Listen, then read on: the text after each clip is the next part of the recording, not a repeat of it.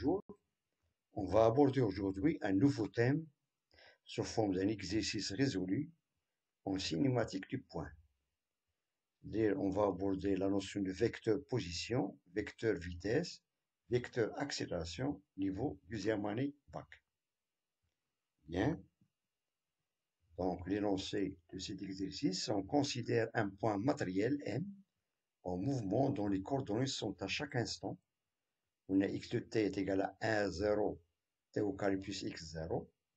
Y de t est égal à moins vt, z de t est égal à z0, avec les données, avec x0 c'est 3 mètres, z0 c'est moins 2 mètres, l'accélération a0 est de 3 mètres par seconde et la vitesse v de 4 mètres par seconde.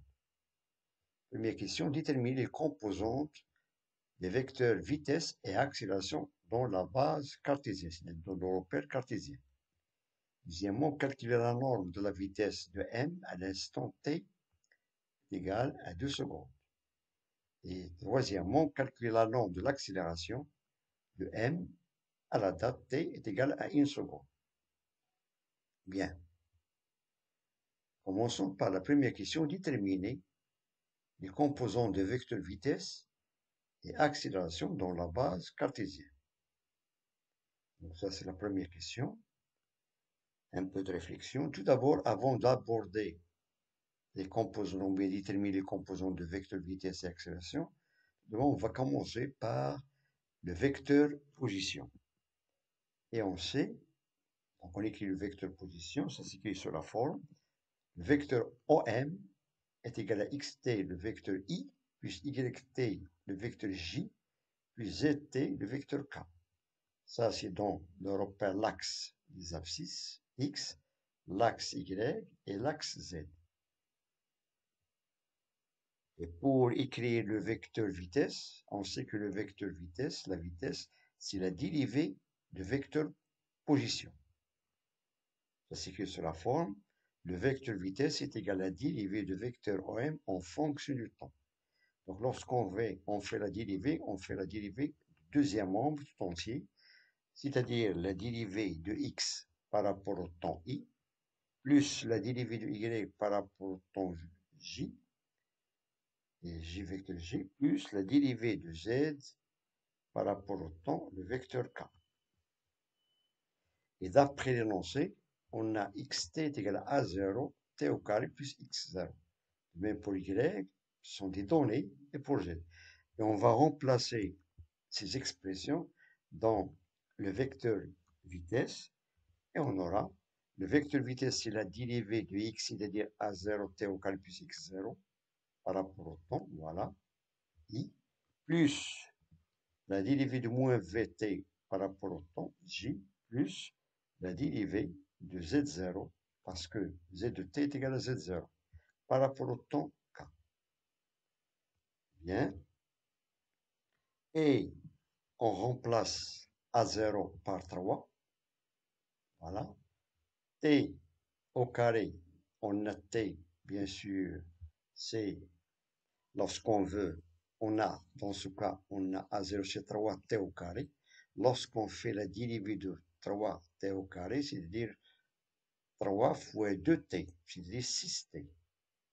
Et on a la dérivée de x0 est égale à 0. Dans ce cas, il reste, dans la dérivée de a0t au carré plus x0 par rapport au temps, 6ti.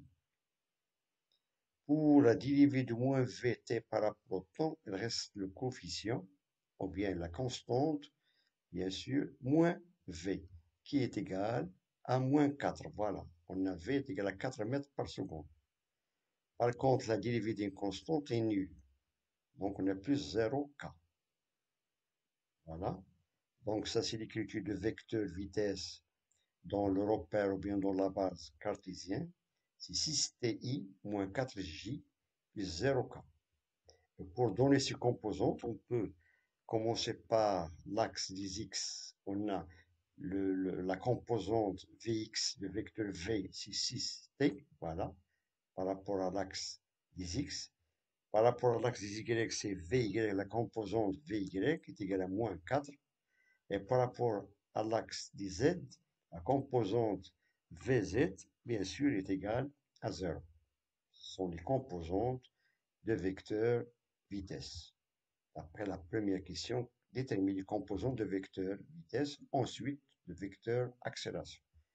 On passe maintenant au vecteur accélération. Donc le vecteur accélération, c'est tout simplement si la dérivée de vecteur vitesse par rapport au temps. Voilà, l'expression de vecteur accélération, c'est la dérivée de vecteur vitesse par rapport au temps. Et on va remplacer l'expression, la dernière expression, voilà, où on a la dérivée de 6t par rapport au temps i, bien la suite, la dérivée de moins 4 par rapport au temps, et bien sûr la dérivée, je ne sais pas, où on aura la dérivée de 6t, 6 et la dérivée d'une constante, c'est nul. Donc il nous reste tout simplement que le vecteur accélération s'écrit sous la forme égale à 6i.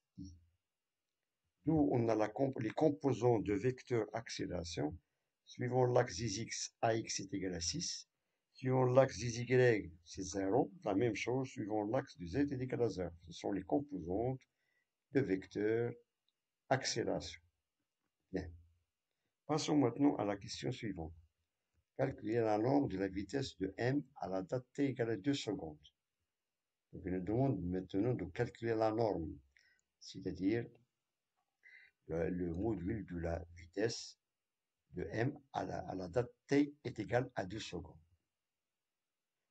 Donc, suivant la première question, donc on a l'expression de la vitesse, le vecteur vitesse, après la première question, c'est écrit sous la forme 6ti moins 4j.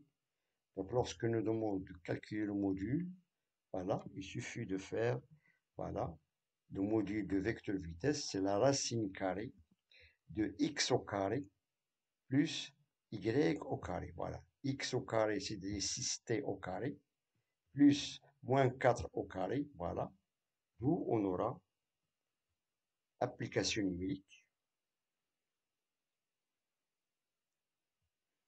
On a remplacé t par 2 secondes, on a 6 fois 2, ça fait 12 au carré, plus moins 4 au carré.